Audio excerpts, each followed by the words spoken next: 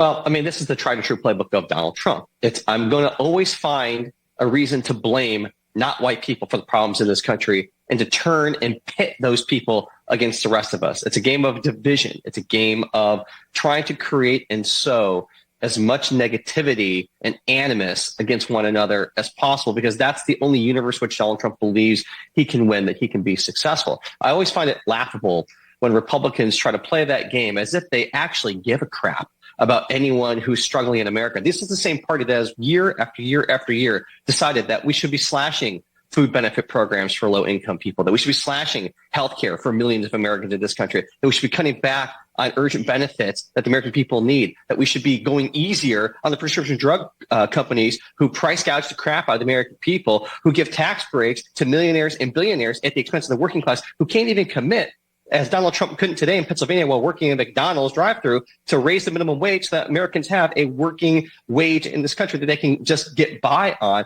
And we're supposed to believe that Donald Trump really cares about disaster relief and that the problem are migrants in America. That is just absurd nonsense gaslighting BS. So Harris is trying to use this to bring in, or not use this specifically, but use her argument in the final couple weeks to bring in Republican voters, people in the middle of the road who might not like this kind of thing, or the rhetoric in general for Trump. Now, I did think this, I wonder what both of you think of it, was an interesting argument today in Chester County, Pennsylvania, with Liz Cheney and Harris, because we used to hear this thing about Trump in past elections. But listen to how it went on the back and forth, and we'll come back and talk about it. This is in Pennsylvania.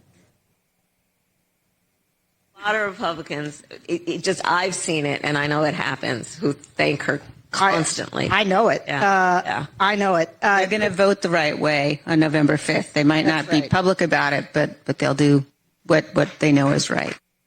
So we're going to dip in, guys, to Trump here in the North Carolina event in a minute. So relatively short answers from both. But remember, man, we used to hear people make that argument about Trump, that they wouldn't publicly say they're going to vote for him, but then they would go behind closed curtains and do the same. And now the Democrats seem to think it might happen for Harris with Republicans. Your take, Nan?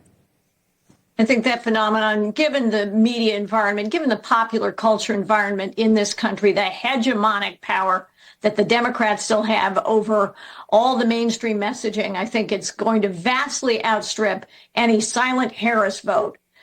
Good luck with that, by the way, versus the silent Trump vote. I think there are a lot of Americans who feel that they cannot comfortably say they're going to be voting for President Trump. But by God, when they get into the voting booth, they're going to say, I'm voting for this man because I know what his record is. And by the way, just to Kurt's argument, Black and Hispanic Americans are turning toward Donald Trump. That completely repudiates that ridiculous racist argument, Kurt. I'm surprised at you. I know you can do better. Well, then, Kurt, you obviously have a chance to respond. This is live, by the way, in Greenville with Trump taking the stage. So you can certainly take your time to respond to that, and also this silent vote, whether there's anything for Harris like there used to be for Trump.